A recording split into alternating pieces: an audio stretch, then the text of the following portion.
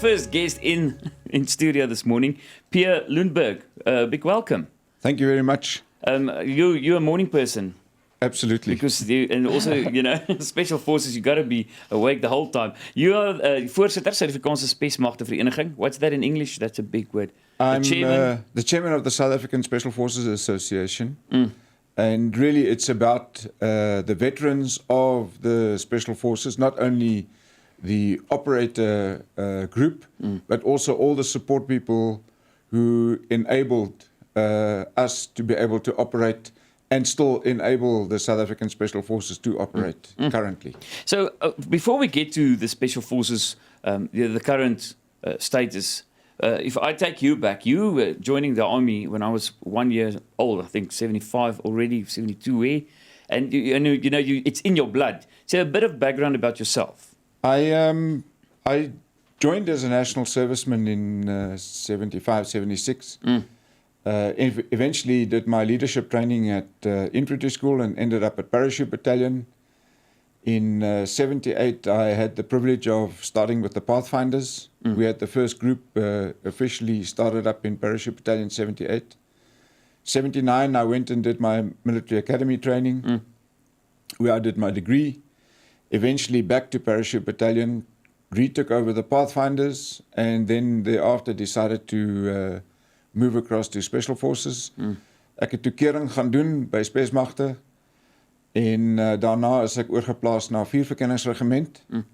Deur die wiele daar gegaan en op die ou einde 88 het ek besluit om klaar te maak en in siviele straat ingegaan.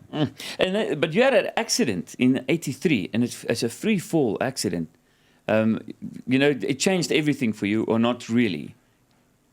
Yeah, I think it did. I had quite a serious parachute accident where I was knocked out in free fall. Sure.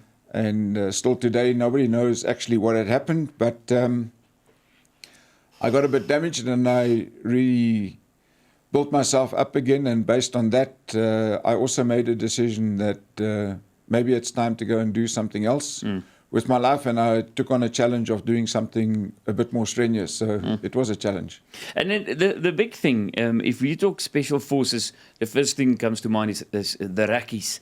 When I grew up, everyone wanted to be a Rakkie. It was this thing that you dreamt about it. But just to explain for people out there, the difference between Special Forces Rakkies, let's say the Kufuta and 3-2 Battalion. Okay. Because that's the names, the big names, like when we grew up that we thought we want to be. I just want to correct something there. Firstly, yeah, but that's the thing. Yeah. The first thing that I just want to correct is how people say the term Rakkie. Rakkie sounds like an elastic band. It's not an elastic band. What is it called then? It's the Rakkies. Okay, well, because it's ja, ek Rakkie al daai jare. Yeah. Rakkies, okay. It comes from, it's a deviation on the word reconnaissance. Okay. Because when Special Force or when South Africa decided to put in a Special Forces unit, the first unit was called 1 Reconnaissance Regiment. And that started in Oudtshoorn and then eventually moved to Durban. Around 72, it started off. 75, I think it was moved to Durban. And that's where the whole Rekkie thing comes off. Not Rakkie, it's a reconnaissance Rekkie. Yes. That's the first principle. The difference between Verkenningskommando, Spesiale Magte, 3-2 Bataljon, Koevoet, Valskymartaljon, Padvinders. Baie mense vat hierdie hele klomp groeperings en sit dit onder een groep spesiale magte. Dit is presies ding wat moet ek sê, daar's 'n verwarring al buite. Ja. En in 'n mate is dit reg, maar in Suid-Afrikaanse konteks is dit nie reg nie, want daar is 'n Suid-Afrikaanse spesiale magte dienende groepering in die SAW. And that has always been the case, that there is a Special Forces organization. And the Special Forces organization currently is made up of 4 Reconnaissance Regiment, 5 Reconnaissance Regiment, Special Forces School, the headquarters, and Special Forces Support Unit. In the previous dispensation, you had Special Forces, 1 reconnaissance regiment in Durban, 4 reconnaissance regiment in Langebaan, 5 reconnaissance regiment in Palabora, and then the support group and head office in Pretoria. And the recce's are completely different to the likes of the paratroopers or the Pathfinders or 3-2 Battalion in that the grouping and specialized training that the Special Forces went through is what set them apart. And as of today, since 72, when the whole concept was started, there's only been 1,167 operators up until today, and they are still qualifying today because it is still a part and parcel of the South African Defence Force today, of the National Defence Force today. What is that amount? 1,167. Sure. You know, it sounds romantic, and it was chaos in wartime. You know, like little boys dreaming about the army. But now, a big problem happening now, and it's a current story. Was jy oor die mense geskiet het hier in Pretoria, by Morolita, en jy weet, en ook in daai tyd het die koerante gesê, ons het nou vinnig oor gepraat, maar hy is ex-Spesmagte en so aan, en dis die probleem, en hy was nie. Yeah. How do you control that? Because there's a lot of guys just claiming this. I think that is it's a massive challenge that we have. We have what we term a lot of wannabes out there, and it's not only in the South African context, and it's not only something that we as the recce's have to deal with. It's a worldwide phenomenon. You know, if you go and look at the Navy SEALs, you go and look at GSG9 in all the different countries in the world, you have this challenge.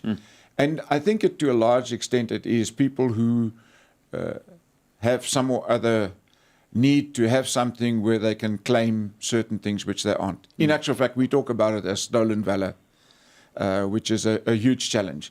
And the way that we try and control that is, and that's why we are becoming more and more open about what we are, what we were, and what currently still is, in that to try and break the cycle. The way that we control it, we know exactly who is an operator. And the first question that you need to ask anybody who claims to be is, what is your operator badge number? Because every operator has a badge.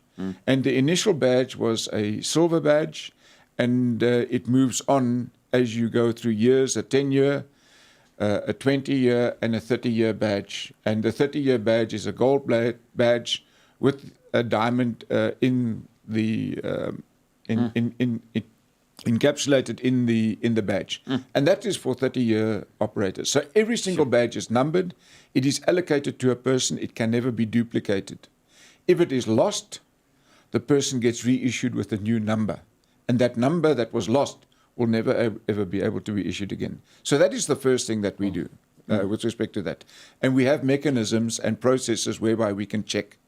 So any claims that are made, we can immediately check, and I can tell you within 30 seconds if it is true or not. The one thing about the operators is what you've also got to understand is that of the 1,167 operators, if you look at the context where it is now since the start, 50% of the operators, or even more today, of the operators are black people.